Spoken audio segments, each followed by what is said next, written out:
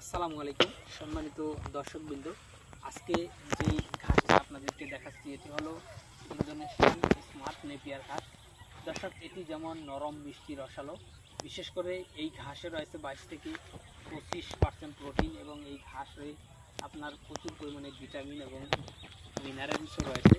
তো দর্শক, গবাদি পশুর খামার যদি আপনি করতে চান তাহলে অবশ্যই আপনাকে খামারে গরু, ছাগল কিংবা গবাদি পশু উঠানোর কমপক্ষে 2 থেকে 2.5 মাস আগে আপনার জমিতে ঘাস চাষ করতে হবে। দর্শক, আমি বলছি না আপনাকে এই স্মার্ট নেপিয়ার ঘাস চাষ করতে হবে। আপনি চাইলে যে কোনো ঘাসই চাষ করতে পারেন, তবে ঘাস আপনাকে লাগাতে হবে। ঘাস ছাড়া যদি আপনি খামার করেন তাহলে আপনি কিন্তু লসের সম্মুখীন হবেন।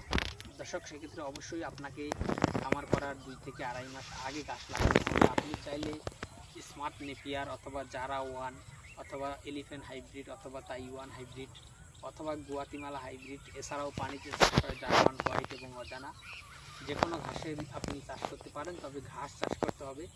ঘাস ছাড়া যদি খামার করেন তাহলে কিন্তু আপনি লসের সম্মুখীন হবেন। তো দর্শক, আপনি চাইলে যে কোনো ঘাসের কাটি নিয়ে আমাদের কাছ থেকে সংগ্রহ করতে পারেন।